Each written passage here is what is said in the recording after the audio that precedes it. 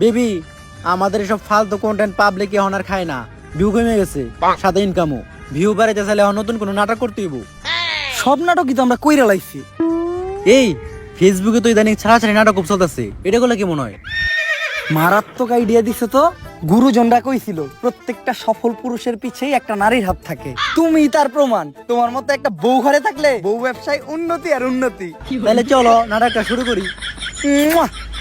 আমার সাথে আপনাদের ভাবি শিলা চিট করছে। আমি থাকা অবস্থায় কালকে রাত্রে ও আরেকজনের সাথে ঘুমাইছে। কার সাথে ঘুমাইছে জানেন? একটা কোলবালিশের সাথে ঘুমাইছে। এই দেখেন একটা নির্লজ্জের মতো আমার সামনে কোলবালিশে চড়াই ধরে ঘুমাই আছে। তোর সাথে সম্পর্ক হইরাম না তোর সাথে। গাইস একটু আগে আপনারা ভিডিওতে তো দেখলেন সম্রাট আমার মায়ের একবারে বস খেলাইছে, আর দেখেন আমার কি অবস্থা করছে। আর আমি টয়লেটে দাঁড়িয়ে লাইভ করতেছি, কারণ সম্রাট আমার থেকে ফেসবুক পেজ সব কিছু নিয়ে গেছে। আপনারা এর একটা বিচার করুন। বেবি তোমার লাইভ করা শেষ হইছে? আমাকে এই নাটকের পর তো আমরা পুরা ট্রেন্ডিং এ পড়ছি। কিন্তু মানুষ তো গালি দিতেছে। গালি দেখ, ভিউ তো হইতাছে, ভিউ থেকে টাকাও তো হইতাছে। এই ট্রেন্ড থেকে যখন আবার আমরা নাইমা যাবো, তখন আবার আমরা মিল হয়ে যাবো, ওইটার ভিডিও করবো, তখন আবারও আমরা আলোচনায় এসে করবো। টেকাই টেকা। আর আরেকটা বিষয় খেলে আপনারই কই, আমরা ডিভোর্সের নাটক করবো কেমনে? আমরা তো বিয়ে করি নাই। লাইভ চলতেছে, কিছু কই নাই আমরা। এই পরবর্তী প্রশ্ন।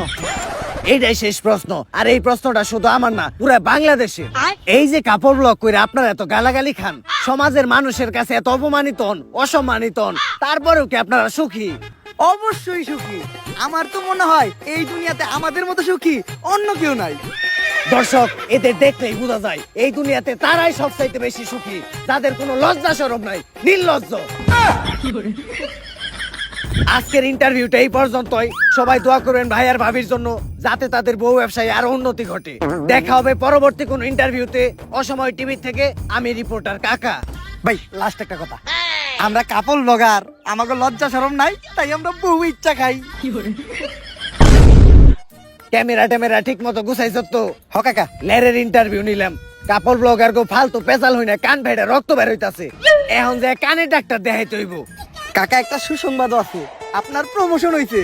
যাই, এখন অন্তত কানের চিকিৎসার খরচটা উঠবো।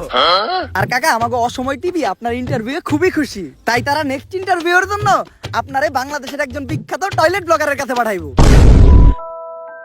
লেরের রিপোর্টারে চাকরি করুম না। কেন কাকা? ওইটা তোর কাকি রে যায় জিজ্ঞেস।